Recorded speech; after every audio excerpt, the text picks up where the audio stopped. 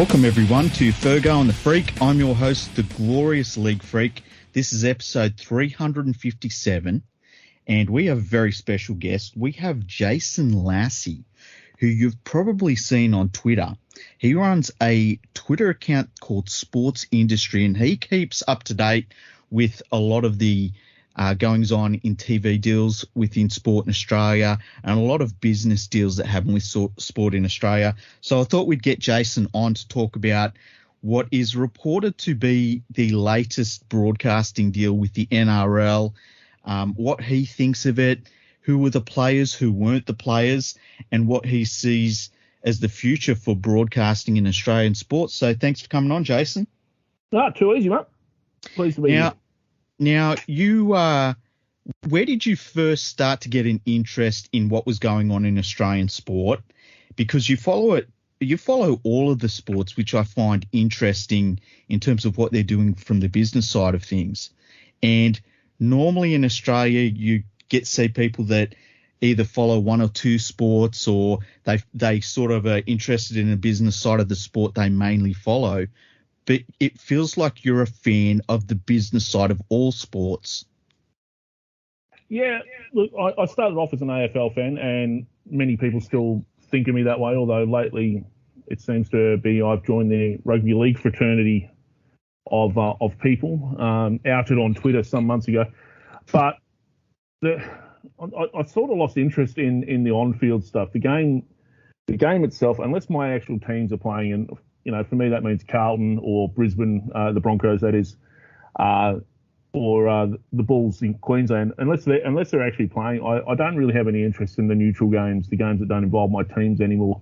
Mm-hmm. And it's kind of sad, but on the other hand, I kind of switched into the data side of things, and so that's really all I care about now is data.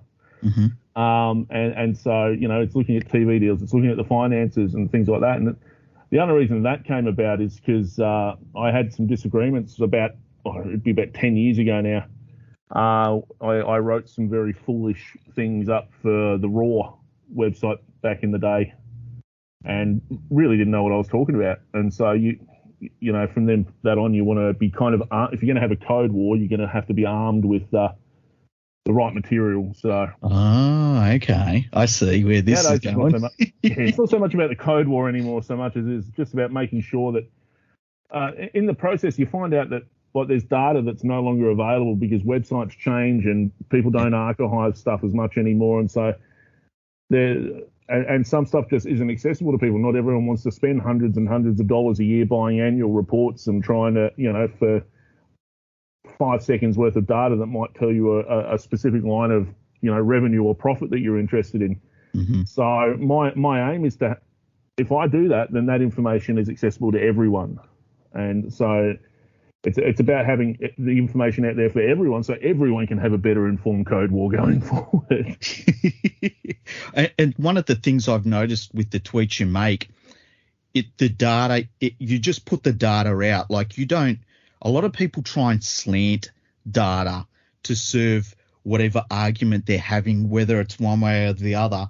And you just put the data out. And that's one of the cool things about your feed on Twitter. And I think that's why you've got such a great following, because you're not trying to start arguments or anything like that. You're just saying this is what's going on. And obviously people take the data that you put out there and make arguments of their own. But you personally, it's just the raw data, and that's why I like it. People tell me a lot that they don't subscribe to anything I write on various forums or on Twitter because of my opinions. So it's about the data that I put out and the data that I have, the tables that I have, things like that. And so that is what it is. I mean, we all have differences of opinion, and some of mine are pretty far out there at times, but the data is the data. I mean, it's either up, it's down, but it doesn't, it doesn't lie, and anyone can generally find it if they look hard enough. Now, looking at just an overall picture of where rugby league's at financially, and I know that's a giant thing I'm asking you to look at, but just generally, how do you think the NRL competition itself is going financially? Do you think that it's in an all right position? Do you think that it is something that is put forward as being in a better position than it actually is in? Or do you think it's in rude health? Like, what's your thoughts on that? I think it's in good shape. I mean, it's come out of COVID pretty well. I mean, regardless of whether you buy into the V'landys theocracy or not, it's it does appear to be in good shape. The accounts show that. Everything shows it. There's no reason to believe it's not. The only thing is the figures, whether you believe the actual figures that are coming out, if there are figures at all. And all we're at the moment getting from league headquarters is vague things, because they don't want to tell anyone what they're putting out. They don't want to tell anyone, and they're hiding data which we haven't had hidden before. So it makes it hard to make a really informed decision. But from a broad aspect, it looks like it's in good health, and the clubs seem to be coming good because of it as well. So across the board, it seems to be in good shape, and you can tell it's in good shape because the league, for the first time since 2007, looks ready to expand. So, that's always a good sign that the league feels it's in comfortable health. Yeah, and I know when some people, and there's always this thing that it's funny, clubs always need more money. And they've always needed more money my entire life. When they were getting no grants, they needed more money. When they were getting $3 million, they needed more money. Now they get $13 million and they still need more money. And so I tend to not listen to the clubs to know where we're at in terms of the financial stability of them. And I've always said the ideal club doesn't have a dollar left at the end of the year, because that's a dollar they should have spent on development. But in terms of how much money is in the game now compared to, say, 10 years ago, it's chalk and cheese. It's just a completely different beast. And now we've had the Independent Commission and we're getting real TV deals. Even a bad TV deal now is so much more better than the TV deals we did basically between, the NRL being formed in 1998 to when the Independent Commission come in. So I've always felt like, even when people say the game's not in great financial health now, it's like it's a comparison to where it used to be. It's always going to be in a better state. With the expansion of the competition, there's been a lot of critics saying going into Brisbane is not great expansion, but it seems to be something that the broadcasters needed in Brisbane for having local relevant content. Can you maybe expand a little bit on that? There's no risk in it. Like, there's one team in Brisbane and it rates pretty well. There's no question about it. It rates highly. Nothing else rates anywhere near it except maybe test matches in the summer, but even then, it'd be doubtful. So what you're looking at is the broadcaster, Channel 9 and Fox, they're looking to shore up those ratings week to week. And the deal that they've struck evidently gives Fox some exclusive Broncos games, which they've been wanting for ages, because they're all on 9 normally, so the audience just isn't there. And when you see this reflected in the AFL and its deal as well, where Fox was arcing up because it can't get exclusive games into WA and SA, which is a similar market for them. So it's about getting that audience signed on every week, every game. The more games you can have in the heartland, the more games you're going to broadcast to a wider audience. So the NRL and the broadcasters, they've shored up. There's literally no risk. It's a win-win thing for the broadcaster. It's a win for the NRL. There's no risk involved. There's no money going to be lost here. Redcliffe are going to, I'm not going to say they're going to make squillions of dollars off the bat, but they're not going to lose money. Yeah. And with the deal that they're doing with Nine, and it's not official yet that I've seen, but it's been reported that the deal is down about $60 million a year on the previous deal that was in place before COVID hit. And a lot of people are blowing up about that. I pointed out on the last podcast we did that the Australian television market's changing a little bit, and it seems like ratings are down for almost everything overall.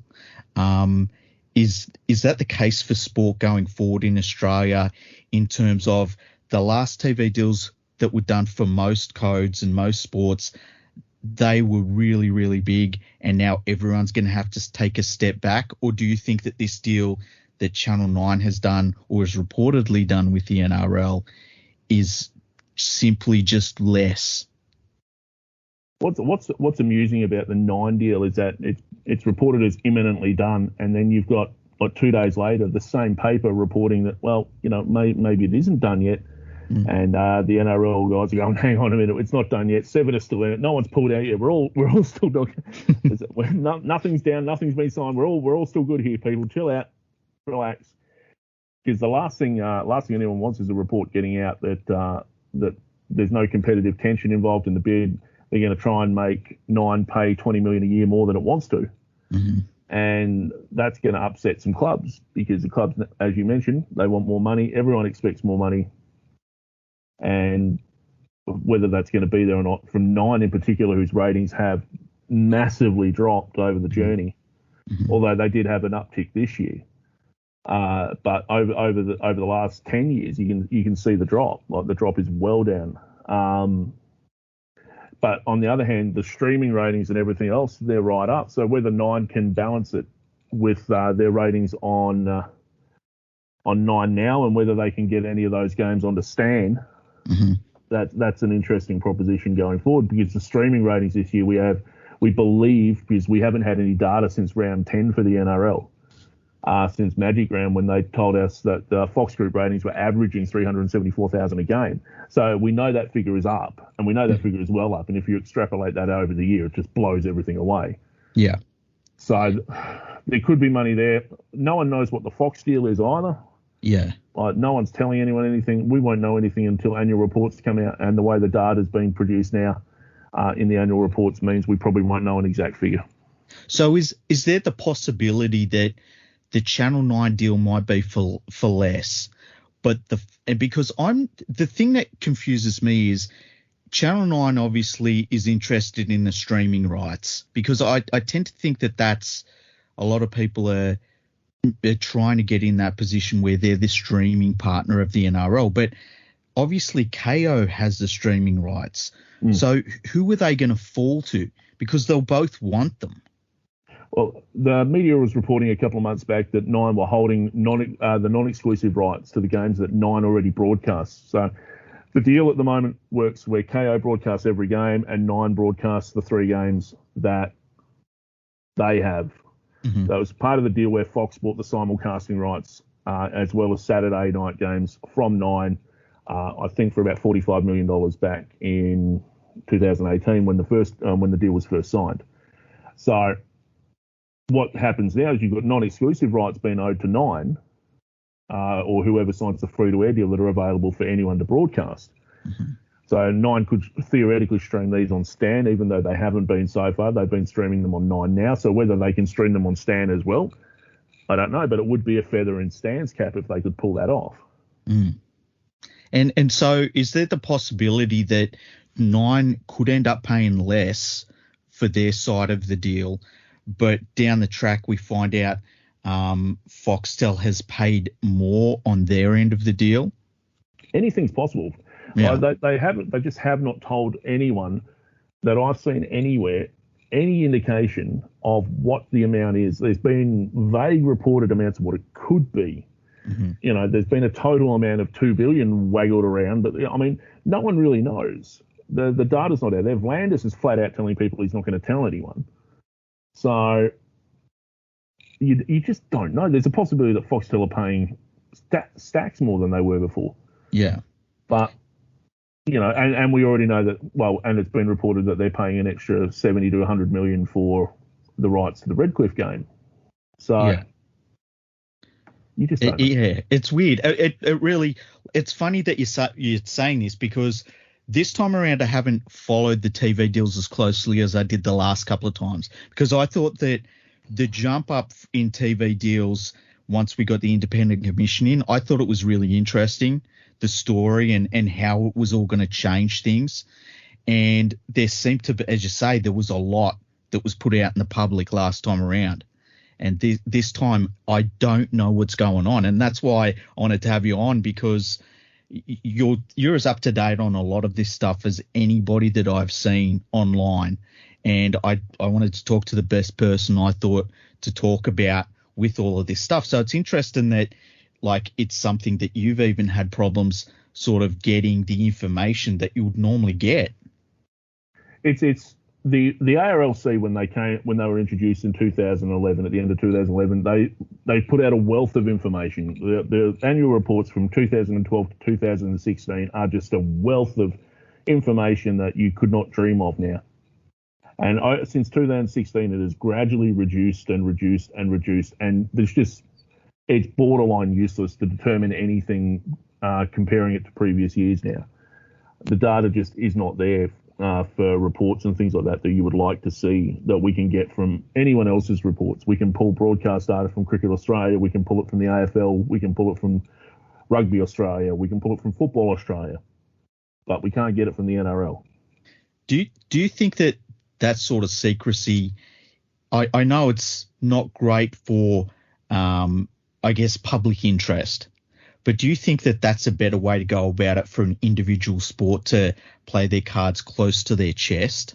They're under no obligation to release information to us. And it's frustrating for those of us that like to have the information, those of us that want to discuss the information, those of us that just like to have an idea of what's going on in terms of broadcast information and rights and how they compare, how they stack up to everyone else, and even how they stack up internationally.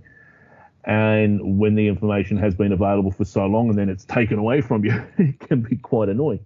Mm-hmm. But they're well within their rights to do so. I mean, you can't begrudge them that. They put out the data that they do. They don't have to put out much of it. The accounting standards don't require them to specify specific revenue streams at all.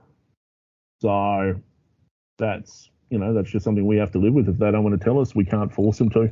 I assume the clubs get that data, but again, who knows? Now, with the free-to-air rights, we'll guess that they're not completely done and dusted yet. Although I did read on Channel 9's one of their newspaper outlets that they were, funnily enough. I always loved reading the media and the way that they cover their own negotiations with the NRL for broadcasting rights. I think it's brilliant. Let's pretend that these rights aren't done and go through the three main contenders that are either part of the chance to get the rights or not. We'll start off with Channel 7.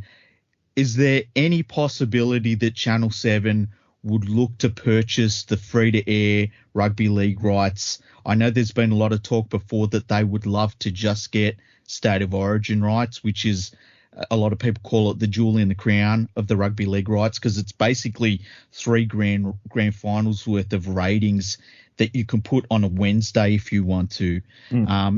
Tell me what you think the position of Channel 7 would be to the NRL rights. I've no doubt 7 did look at going for Origin. Mm-hmm. Origin is a massive deal, and like you say, it's 3 grand finals worth of rights that you can show midweek or on a Sunday. Like, these are ratings dead periods for sport. So these are all, and they're high rating things, and they sell massive amounts of advertising. So yes, I've no doubt that 7 did look at it. I've also no doubt that 9 went, hang on a minute, this is because they have said in the past that this is a large part of why they have the free-to-air ratings, mm-hmm. because the NRL ratings without these aren't worth as much. I can't remember the exact figure, but I'm almost certain it was like around 2012 or something. They were being reported at like 20% of the ratings value for free-to-air. But don't quote me on that. Mm-hmm. And please, people listening, don't shoot me. It's not right. I'm being very vague right now. Now, we kind of know Channel 9's position to a certain extent. It seems like they're pretty keen to keep the rights.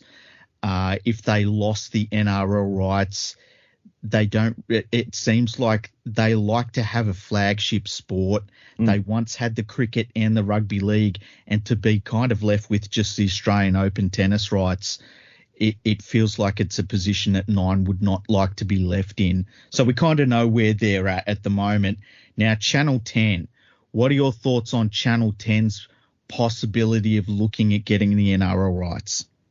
I don't believe they were ever a serious chance. you look at 10 strategy of late. It's all been football. You look at, and it's not just in Australia. You look at Paramount and CBS's acquisitions over in the US and internationally, and you're talking, it's all soccer. Everything is soccer. They have gone all in on soccer. They have rights in the US that they haven't been able to get here. They are going to be a massive, massive chance for the EPL rights when they come up. They signed FA Cup rights. They announced those yesterday. They've got access to Champions League, which, this is the A-League, the W-League, the national teams. This is all, and they're promoting the hell out of it. They have said at the announcements, they're all in on soccer. Mm-hmm. There's no, I'm told, and I believe that there is no way that they were at all interested in rugby league. I think it's too pricey for them. I don't think they can afford it. I don't think the head company in the US would pay for it. I think the same thing about the AFL. I don't think it's worth their time. They're going all in on massive Super Saturdays of soccer and things like that, and that just rules them out of anything that was going to be happening. So, how do you think? Because that to me feels, and I hope I don't upset any soccer fans when I say this. And I'm sorry I call it soccer. I love the sport of soccer growing up, and that's what we called it, Yeah. It feels like it could be pretty risky for them in terms of if they're looking at putting up soccer against AFL and rugby league during the weekends, and they're all in on it. It feels like it's a pretty risky strategy for them if that's the way they're going. They have nothing at the moment, though. Yeah, that's the thing. Their live sport during the winter is down to very little. They don't have the car racing anymore. That's on 7. They don't have anything. There's no. They don't have the rugby union. That's on 9. And Stan. So this is about partially driving people to the Paramount Plus streaming service, which is just released. So it's risky, but is it that risky? I mean, Optus Sport took out the EPL rights, and they're apparently very happy with how that's going. Mm-hmm. And they've basically got the EPL and the Champions League at the moment. Mm-hmm. So no, actually they don't have Champions League. Champions League's gone to Stan. So there's people the soccer broadcast landscape is just fragmented all over the place. It's glorious to see, really. from an industry perspective, everyone has a piece of the pie at the moment. I know that there was a game. I can't even remember who it was, but I watched it. It was a few months ago, and it was you could just log in and watch it on Optus streaming it through their website. It was pretty cool, actually, and it was almost like a welcome and have a look at what we've got moment for them. Yeah, and I thought that was pretty cool. But I noticed at the time while I was looking into how I could watch the game, how upset soccer fans were that it was so fragmented. And I saw people like tallying up how much it would cost if you wanted to watch all the competitions in Australia, and it was pretty pricey. Yeah, I think I worked it out on Twitter to about $78. Would be the cheapest possible way to watch every football game you could want. That's crazy. But we're talking like some really like small competitions and stuff, like some really remote South American stuff and stuff on Sports Week and Optus and Stan and Paramount and everything else. It was and then beIN stuff on Fox or Fetch. It was going to cost you like $80. That's crazy. With this, and that was with discounts. So. That it wasn't. It's not a great look if you're a big fan. But I mean, who watches 30 games of soccer a week? So it's 6 to 1, half a dozen the other. Yeah, true. Now it's interesting. Not too long ago, if you wanted to watch your sport, you either had to have an aerial or a little black box. And now it seems like there are about 50,000 different ways you can watch sport. I know in the last couple of years, I've been getting NBA League Pass, which is fantastic. I know some people don't like it. They don't think it's a great service. I've never had a problem with it.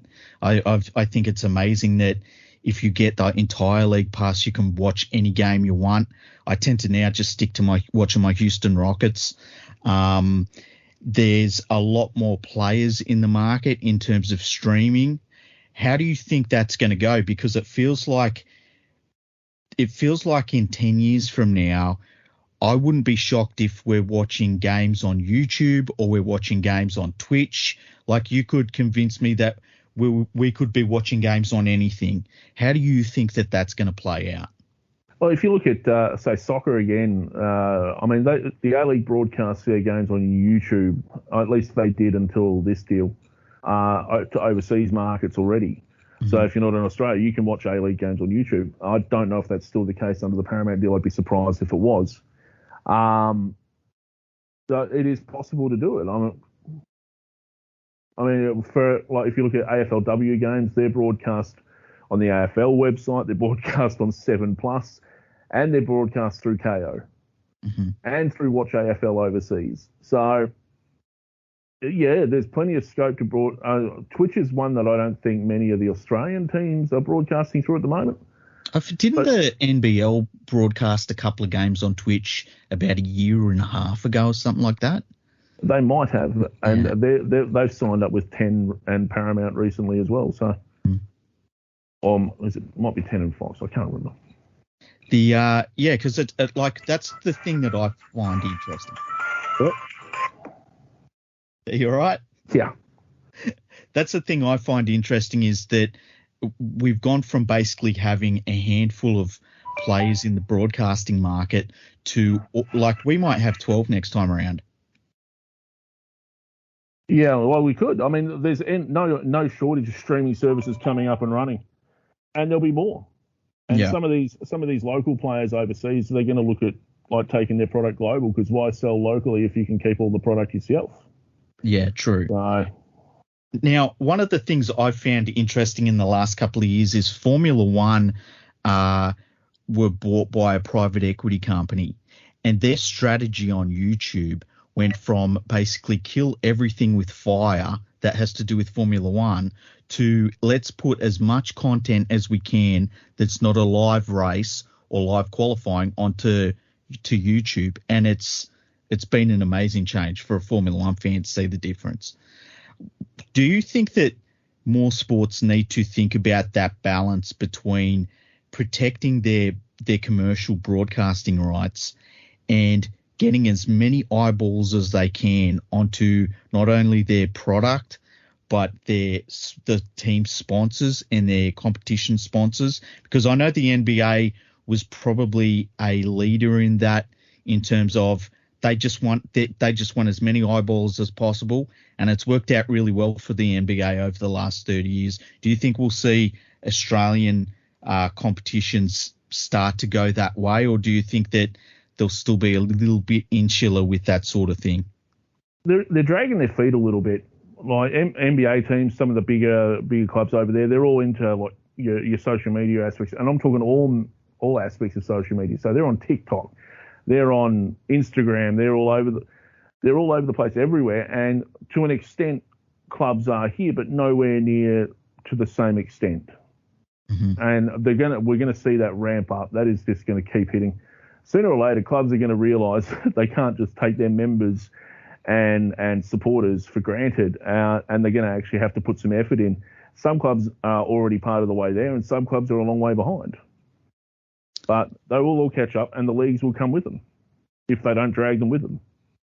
Yeah, because like I know as a Rockets fan, I haven't been able to watch their preseason games in full, but I've been able to watch every single quarter and the highlights of every single quarter, and it's like 10 minutes of footage, and that has been put up before the halftime is over. Like, it's incredibly quick the way the NBA does it, and I just can't believe that other competitions in Australia aren't looking at it and saying, look how it's working for them. We might be able to do something for us. But I would guess that a lot of that is also driven by their broadcasting partners, who obviously want to close shop. I know the AFL on their website, you can access all the highlights almost immediately after the game is done. Mm-hmm. But I don't know if you can during the game or earlier in the game. but they are generally pretty good in getting highlights up on Twitter. One of the AFL's strengths is that they do a lot of stuff on media, and the NRL has been pretty good at it as well. But where 7 is very proactive in that department, 9 hasn't been, which is, of course, one of the NRL's complaints to 9 during these broadcast negotiations, is that they haven't been proactive. So it's how cooperative your league can be with the broadcaster. And I think what we're going to see with the soccer coming through this year is we're going to see a massive promotion or aspect coming through for that for the A-League as well. And you're going to see, and everyone's going to be looking at 9 next year going, well, this is what you've got to aim at. You've got to deliver this. Because we're already seeing the benefits for 10. 10 are promoting everything soccer related through their programming, through their news programs, through their current affairs stuff, the project, things like that. It's coming through everywhere. 9 have got to deliver, and I mean 7 have done this for the AFL for years, and 9 have, NRL supporters have been looking at 7 going, well, they do this for the AFL. Why aren't 9 doing this for the NRL? Yeah, it's frustrating, and especially when you look at just their game presentation and their commentary. I mean, it's when you line it up, I believe, against what Fox Sports does, it seems very dated and very poor, and really needs updating. Like they could do with a whole new team, a whole new commentary team, new experts. It just feels as though it's very stale.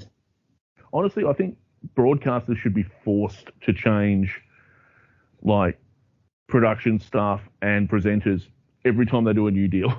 Like every 5 years, you should just have to roll over a completely new stuff and put a completely fresh look out there. Otherwise, you end up with the same talking heads boring the same viewers that have been watching the same boring production for 20 years, 30 years. When did 9 start broadcasting? 40 years.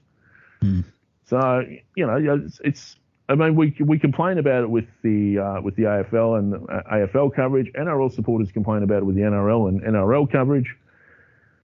And Fox is kind of the only, KO and Fox have only been the real saving grace for both in many respects, because they introduce new people all the time.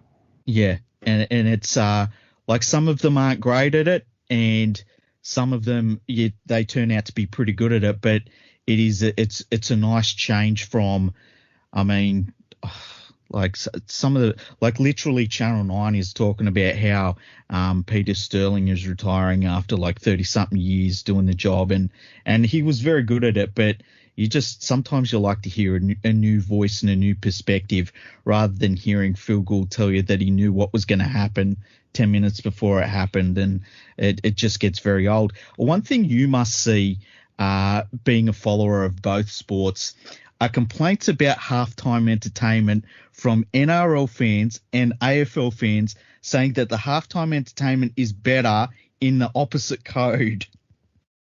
Look, everyone's got their own personal tastes on what the halftime entertainment, whether it's the grand final or any other event.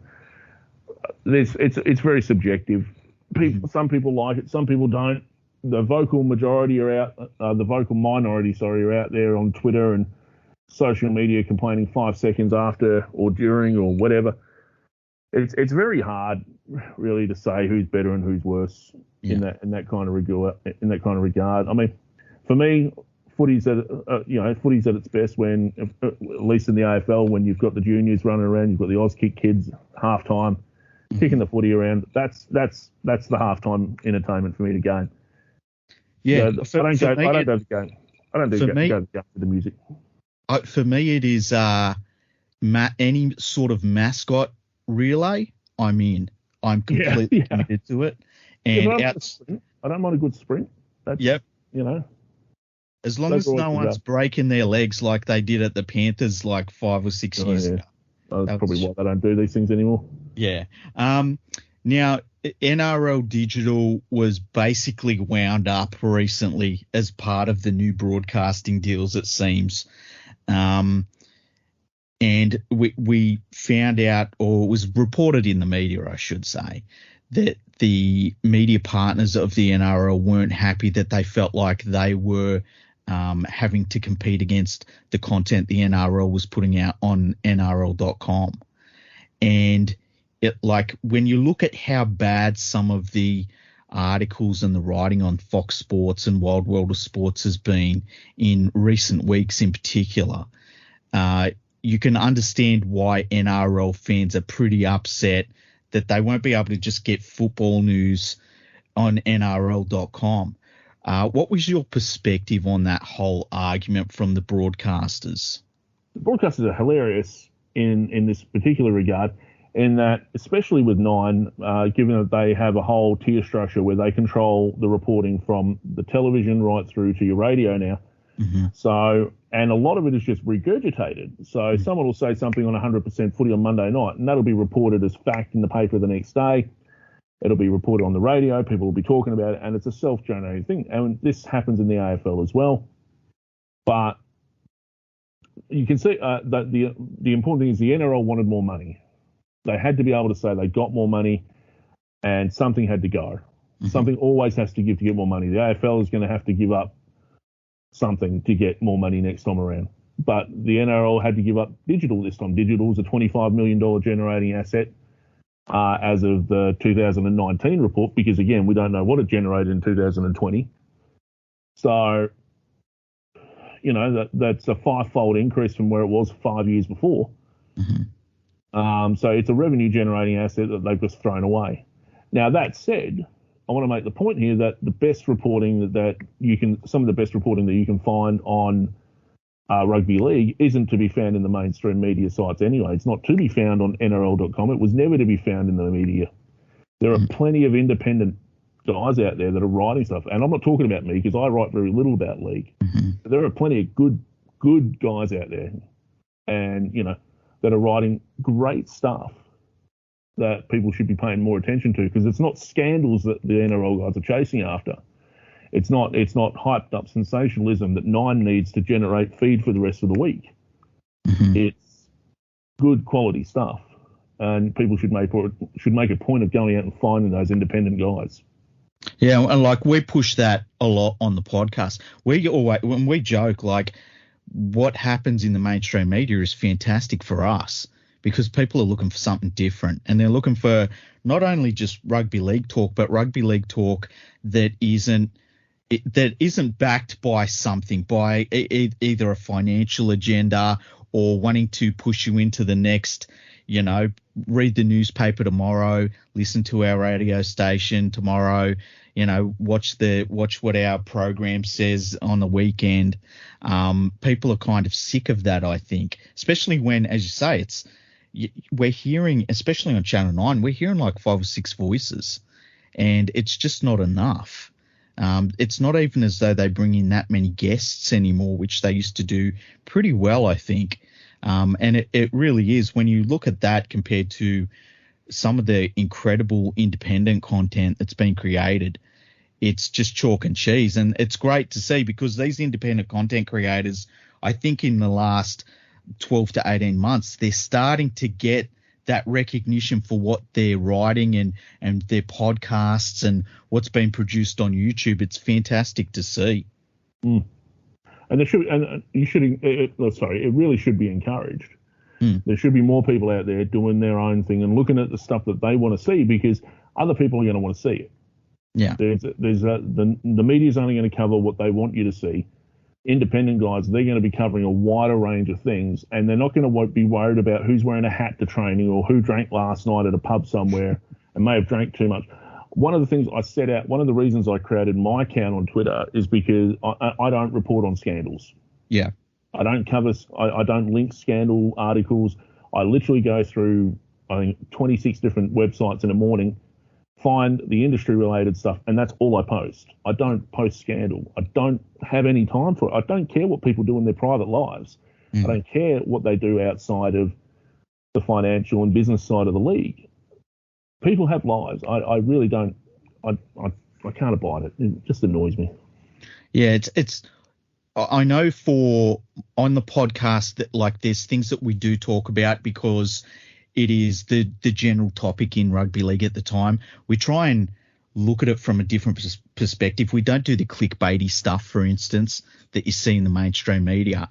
And I know for my website personally, once upon a time I did write about the scandals and stuff like that and what was being reported in the media. And I just got to a point where I was sick of it. You know, I kind of like what you said. I just got to a point where I didn't really care what was happening off the field. And, you know, if players were getting, you know, in trouble for doing, some of them were getting in trouble for serious stuff. Some of them were getting in trouble for silly stuff. And I just got sick of writing about it, quite honestly. And it's a change that I'm pretty comfortable that I made. And I made it I think it was about 5 years ago or something. Because you just get bored of it and it takes away from the sport, and the sport's what you follow itself. Mm. Now, where can we find you on Twitter? And are there other things you do apart from your Twitter feed that we can follow you on?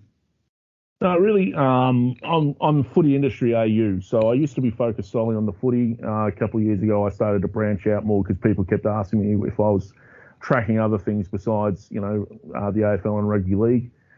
I do have a website, which is at footyindustry.com. No, it's footyindustry.com, I think. So that's pretty much it. Outside of this, I don't really do anything worth following. I don't work in the industry at all. This is strictly for 10 years or so. This has just been something I've tracked and something I've tracked a lot of.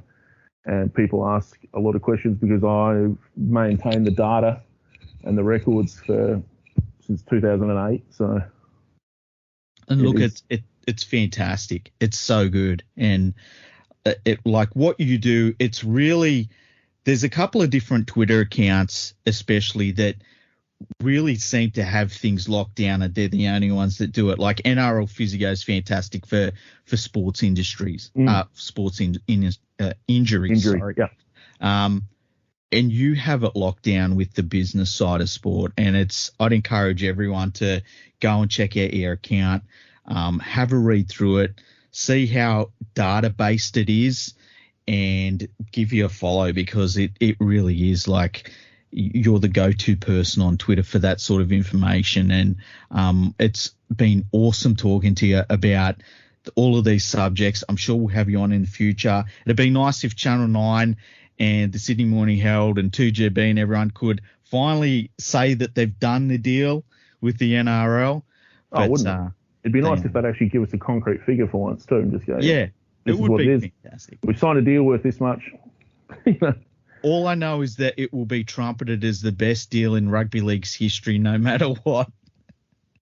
Oh, I'm coming up to my favourite time of the year now. It's annual report time. So yeah, from any time from the start of November on, that's when the Twitter feed really kicks off. So, have you ever seen an annual report that was horrifying? To like maybe a club that had such a terrible turnaround that it was just like it really stands out in your head?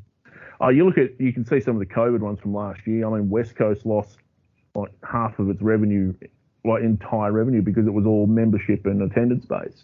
Mm-hmm. And they lost like 40 million. Like it was like, you know, that's a big thing to come back. A lot of AFL clubs they suffered because of that. A lot of their revenues are membership and attendance based, and so they copped it big time last year. But in terms of horrific drops, you don't really see them year to year. You see them over time. Some of St Kilda's reports are pretty ordinary reading. The Swans had a big dip last year, but I mean everyone did. I mean not everyone. A lot of clubs did. Some clubs even made a profit last year somehow. But yeah, it's no. There's not been anything particularly horrific that stood out. And on the flip side, is there a club in Australian sport that's just quietly in a really rude financial position that maybe you wouldn't normally expect them to be? Like there's obviously you've got a club like, say, the Brisbane Broncos. You expect them to be pretty well off, but is there a club where people don't think of them as being pretty well off that's actually pretty well off? In rugby league circles, not really. Most of them are predictable. I mean, but the interactions between clubs and leagues clubs pretty much make that a fait accompli most of the time. People keep running Cronulla down. I don't know why. Cronulla are in much better position than people seem to think. They've got some very promising developments on the way or being delivered right now. In the AFL, North Melbourne constantly run down in the media, but they are debt-free pretty much. And, it's the only one in the AFL you worry about now is St Kilda. Everyone else seems to be coming out of debt and moving along. And I think all the clubs are. And that's helped by the NRL promising like 130% of the salary cap to the clubs, which is a very smart thing for the clubs to demand. Because even the AFL clubs aren't getting that. The AFL clubs aren't even getting the salary cap met most of the time by the league. Wow. So, for the NRL clubs to get 130% of the cap was a very, very smart negotiated deal because it's going to help the club, not just the players. Yeah, I was shocked when that deal was done. I just don't understand why that deal was done. I know that it was suggested it was done for political reasons on the ARL board, and if that's the case, it's a disgrace because it's a lot of money when you track it amongst the 16 NRL clubs and soon to be 17 NRL clubs. Just before you go, I wanted to ask you about the Redcliffe Dolphins. There was a lot of talk about a club that has assets. And that kept on coming up over and over again when they talked about the three main bidders. And that to me was when you kind of knew that it was going to be the Redcliffe Dolphins that got the nod because it kept on being, they're assets. They have got loans against those assets and they have a little bit of cash reserves. But as I said, they'll be gobbled up by 14 months worth of Wayne Bennett. Do you think that they were the right team to choose? And do you think that they'll be fine financially? Or is just the fact that they're in Brisbane and they're going to have half a city that will potentially be theirs, that's just going to be fine for them? That's all they'll need? Look, I think for the most part, they'll be fine. I think it'll be very hard for them to begin with, maybe the first year or so, but there's going to be some momentum coming through. The NRL has produced data that says half of rugby league fans in Brisbane don't support the Broncos, so they don't currently have a team to support. Whether that's true or not, I don't know. A lot of casual fans will never own up to supporting a team, so or they'll support a Sydney team or the Gold Coast or North Queensland or something, But, there is going to be some support there from the start, and that support will only grow over time. They do have a cheap to run stadium, but they're not going to play games out of it, which makes no sense to me whatsoever. Whether that's part of a deal that they've struck, the NRL struck with the Queensland government, I don't know. But the Queensland government generally may, at least with the AFL, they have arrangements to make sure that AFL games are played in major stadiums and not in, country or regional areas. So there's that. But, if they were playing in their own stadium at home, and they'd make money hand over fist. But they're going to be playing at Suncorp, so they're going to be paying Suncorp rent, and that's not cheap. So it puts them behind the eight ball. Look, I think they'll be fine, and for better or worse, the NRL has to support it. Otherwise, they're going to look like idiots. True. I was shocked when, within 24 hours, Peter V'landys was saying the Broncos and the Titans need to look after Western Brisbane because the AFL is, and I don't know, if it's true or not, but he keeps on saying that the AFL is about to do this gigantic raid on Western Brisbane, and all I could think of was maybe they should have expanded to Western Brisbane if that was the case. If it's that big a problem, the AFL's not going to go anywhere. They've been trying in Queensland since 1987.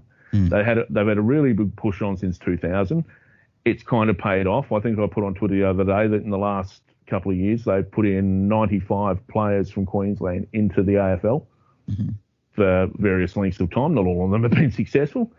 They're going to keep going. The junior numbers are theoretically growing.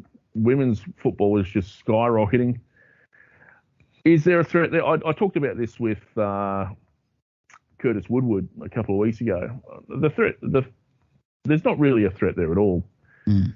There's always going to. I mean, no one talks about football, soccer in this regard, and soccer has by far the greater participation in Brisbane and Queensland in general. So, worry about that. Yeah. Look, I agree with you. We talked about it. I think it might have been the last podcast we did, where we talked about, when the Brisbane Lions were winning all their premierships, and that was supposedly doomsday.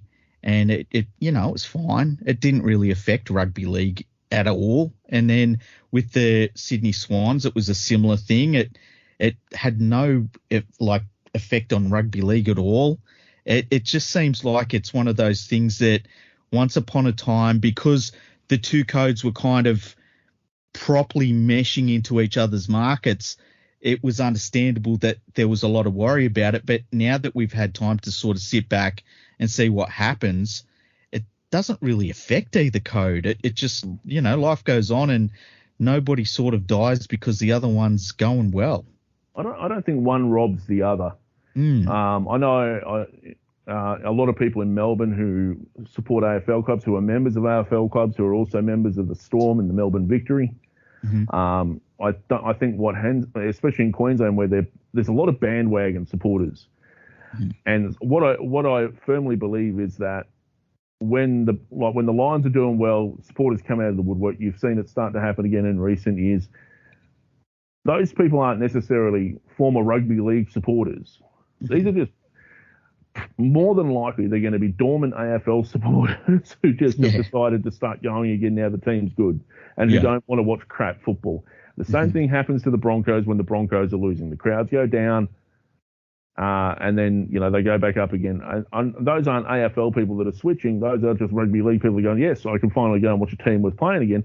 The same thing happens to the Titans. It's the same. The only place it doesn't happen really is to the Suns, because the Suns don't have any support, or they have very little support, and it doesn't seem to change from year to year much. What do you think about the Gold Coast Suns and the Greater Western Sydney Giants? Because they feel like, I understand why the AFL did those moves, because the AFL doesn't have the ability to properly look at like PNG or New Zealand, like most other sports in Australia do. So they have to make these moves to move into certain areas. But it feels like those two teams haven't really worked out the way that the AFL probably intends. I know they're playing an extremely long game, but geez, I think if those two teams wound up tomorrow, I don't think too many people would really be missing them. No, but I know that's harsh, but it just feels that way. Everyone forgets that the Swans started playing in Sydney in 1979, and they didn't really pick up a decent audience until 1997. They didn't really become a decent sized AFL club until the mid 2000s. The AFL would have known that when in the late 2000s they started putting clubs in, assigning clubs to GWS and the Suns. I don't think doing both at once was the smartest idea. I do think that Tasmania should have been one of those two clubs, and they should have just gone. I actually thought it should have been the Suns and Tasmania at the time. Mm-hmm. I think GWS should have come in along with the third WA team down the track. There is scope in WA for a third team for the AFL, given the rate that city is growing in Perth and the amount of AFL support there is there, which is why I think the NRL may have missed the boat there by not going this time. Mm-hmm. And I think if the NRL's smart, instead of putting a third team in Queensland, which is another team in Brisbane, which has been talked about, unbelievably talked about, they should be seriously looking at WA, where there is a latent rugby market over there. The WARL is doing wonderful work over there, and so I think you take a safe bet and you take a risky bet when you can afford it. Yeah. The safe bet, make sure you don't lose any money, and the risky bet, make sure you're actually expanding the game and not just expanding the league. Yeah. That's the difference. The AFL went out to expand the game. Mm-hmm. And has done so in many respects, and is still continuing to do so. It appears to me that the NRL this time went out to expand the league. Yeah. And the game is kind of an afterthought. I mean, yeah, it's great that they're forcing the club to spend $2 million on development, but how much $2 million is going to get you in terms of development by the time you've built facilities and spent money on coaches and everything else is another story. There's a reason the AFL handles development for the clubs and not the clubs themselves. Anyway, it's Look, one last question. I'm sorry I've kept you for so long. No, it's all good. If it was up to you, the next place for the NRL's Perth for certain. It's a city that's rapidly approaching the same size as Brisbane in population. Yeah, it has no NRL team. There is some support there for rugby league. They get a lot of South Africans over there. They do get. I mean, yes, there's a union side over there. I think they really missed the boat when the Force were kicked out of Super Rugby. I agree. They should have been right in there. That should have been. Hang on, Andrew. Hang on, we're coming. We need you over here, mate. But they didn't do that, and I think they really missed the boat there. And I think a lot of people feel the same way. I think you've got to make. It might even be too late for that now. Yeah. The Force have a decent following. They're back in Super Rugby. I think that ship might have sailed now. But you've got to try. You've got to at least try. You can't be flying over there once every 2 or 3 years to play a game and go, well, there's not enough people for that game. Yeah. Same thing they did in South Australia. They fly over here once or twice a year, if we're lucky. And then they go back and go, well, there's not enough support to put a team over there. But you don't really try. You don't put any promotion into it. It's ridiculous. It's absolutely ridiculous. Although I have to say that it felt like they were starting to move a little bit more on Adelaide, and then COVID kicked in, and then the Origin move was put off a little bit, and it like everything's changed after COVID. But maybe that's a question for another day. Anyway, look, thank you so much for coming on. I'd love to talk to you again in the future, maybe about the wider Australian sporting landscape. And it's been really fascinating to have a chat with you and get your thoughts on what's going on in the NRL, especially with its broadcasting deal. No worries, mate. Anytime. Thanks very much, and thanks for everyone for listening.